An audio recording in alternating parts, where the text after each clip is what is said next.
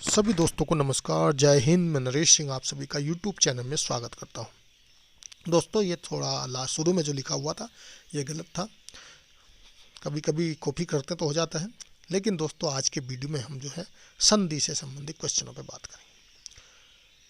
संधि आपका तीसरा यूनिट जो लैंग्वेज है उससे रिलेटिव है।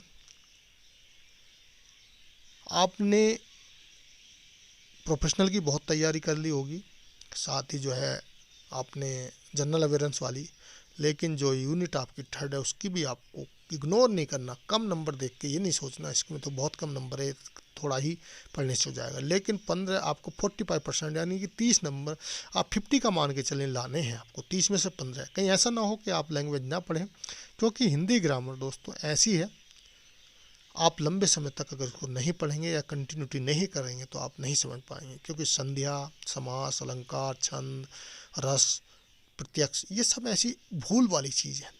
हिंदी ग्रामर एक बार आप छोड़ दिया तो भूल जाएंगे, इंग्लिश ग्रामर नहीं भूलेंगे। इसमें कुछ ऐसी खासियत, तो आपको इसमें भी मेहनत करना। तो दोस्तों, आज चलते हैं 20 क्वेश्चन करेंगे। चंद्रोदय में कौन सी संधि है? गुण संधि, दीर्घ संधि, 3 पे यण संधि, 4 पे वृद्ध संधि या व्यंजन संधि? तो दोस्तों, इसमें है गुण संधि चंद्र उदय में। प्रश्न नंबर 2 है, यशोदा में कौन सी संधि है? गुण संधि, दीर्घ संधि, विसर्ग संधि, वृद्धि संधि या व्यंजन संधि? तो इसमें विसर्ग संधि है दोस्तों। आप जानते होंगे विसर्ग संधि 3 संधियां हैं, स्वर्ग संधि, व्यंजन संधि, विसर्ग संधि। स्वर्ग संधि में स्वर्ग के प्लस स्वर्ग के मिलने से जो विकार होता है उसको स्वर्ग संधि बोलते हैं। स्वर्ग संधि के 5 प्रकार हैं। व्यंजन संधि, जब व्यंजन के व्यंजन से मिलने से जो विकार होता है उसको व्यंजन संधि बोलते हैं। विसर्ग संधि का निशान आप जानते होंगे, जो विसर्ग लगा होता है जब उसका विकार हो जाता है तो उससे विसर्ग संधि बनती है। प्रश्न नंबर 3 है, निराहार में कौन सी संधि है? तो गुण संधि, दीर्घ संधि, विसर्ग, वृद्धि, व्यंजन। तो इसमें भी विसर्ग संधि है दोस्तों। प्रश्न नंबर 4 है, दुरासा में कौन सी संधि है? गुण संधि, दीर्घ संधि, विसर्ग संधि, वृद्धि संधि, व्यंजन संधि? तो दोस्तों, इसमें भी विसर्ग संधि है। दोस्तों, यहाँ पर मैं विसर्ग संधि के किसी भी संधि के 3-4 उदाहरण दिया हूँ जिससे आप समझ सके। निराहार, दुरासा, ये सब जो है विसर्ग संधि के उदाहरण।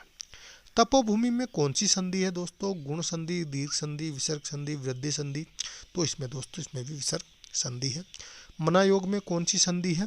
गुण संधि, दीर्घ संधि, विसर्ग संधि, व्यंजन संधि? तो इसमें भी विसर्ग संधि है दोस्तों। प्रश्न नंबर 7 है, सचरित्र में कौन सी संधि है? गुण संधि, दीर्घ संधि, विसर्ग संधि, वृद्धि संधि, व्यंजन संधि? तो दोस्तों, सचरित्र में आपको व्यंजन संधि याद करने के लिए आपको एक बार वो वीडियो देखना पड़ेगा। व्यंजन संधि में जो हमारे वर्ण हैं, कैवर्ण, टैवर, ठैवर, आपको इनका वर्ण का पहला वर्ण, दूसरा वर्ण, कहने मतलब आपको इनको याद होना चाहिए। उसमें व्यंजन में क्या किया है, पहले वर्ण का तीसरा शब्द, तीसरे का तीसरा, इस तरह करके कुछ बनते हैं, आपको उनको चेक करना है। च का ठे हो जाएगा, या च का क्या होगा, च का या कै का जो गै हो जाएगा तीसरा वर्ण, ये आपको उसमें देखना पड़ेगा। उस झटिका में कौन सी संधि है? गुण संधि, दीर्घ संधि, विसर्ग संधि, वृद्धि संधि, व्यंजन संधि? तो दोस्तों, इसमें भी व्यंजन संधि है। प्रश्न नंबर 9 है, उल्लास में कौन सी संधि है? गुण संधि, दीर्घ संधि, विसर्ग संधि, 4 पे वृद्धि, 5 पे व्यंजन? तो दोस्तों, इसमें भी व्यंजन संधि है। जहाँ पर एक चीज़ और मैं बताऊँ, जहाँ पर कहना मतलब व्यंजन, डबल व्यंजन आ जाए, जैसे डबल च हो गया, डबल एल हो गया, वहाँ आँख बंद करके आप जो है व्यंजन संधि पे टिक कर दें। प्रश्न नंबर 10 है, वृद्ध टटिका में कौन सी संधि है? तो दोस्तों, मैंने बताया डबल शब्द आ जाए, जैसे इसमें टटिका आ गया, गुण संधि, दीर्घ संधि, विसर्ग संधि, व्यंजन संधि, वृद्धि संधि? तो इसमें व्यंजन संधि, तो आपको समझने में आसानी होगी। ये रिपीट हो गया 11। 12वें नंबर पर है, तसलीन में कौन सी संधि है? तो दोस्तों, आपको बार बार मैं उदाहरण इसलिए दे रहा हूँ, समझ जाए। डबल एल फिर आ गया है तो आपको तुरंत जो है गुण संधि, दीर्घ संधि, विसर्ग संधि, वृद्धि संधि, व्यंजन संधि? तो व्यंजन संधि है। आप एक बार व्यंजन संधि वाला वीडियो देख लें तो आपको और आसानी हो जाएगी। रामायण में कौन सी संधि है? गुण संधि, दीर्घ संधि, विसर्ग संधि, वृद्धि, व्यंजन? तो इसमें भी व्यंजन संधि है। परिणाम में कौन सी संधि है?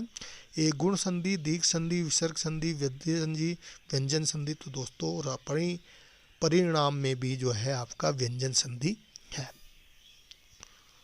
सूर्य ऊर्जा में कौन सी संधि है? गुण, दीर्घ संधि, 3 पे विसर्ग, 4 पे वृद्धि, 5 पे व्यंजन। तो दोस्तों इसमें गुण संधि है। प्रश्न नंबर 16 है, जलोमी में कौन सी संधि है? तो दोस्तों 1 पे गुण, 2 पे दीर्घ, सी पे विसर्ग, 4 पे वृद्धि और 5 पे व्यंजन। तो इसमें भी गुण संधि है दोस्तों। 17 नंबर है, गंगोदक में कौन सी संधि है? 1 पे गुण संधि, 2 पे दीर्घ संधि, 3 पे विसर्ग संधि, 4 पे वृद्धि संधि, 5 पे व्यंजन संधि। तो इसमें दोस्तों गुण संधि है। प्रश्न नंबर 18 है, वधूदय में कौन सी संधि है? 1 में गुण संधि, 2 में दीर्घ संधि, 3 में विसर्ग संधि, 4 में वृद्धि, 5 में व्यंजन संधि। तो दीर्घ संधि है दोस्तों इसमें।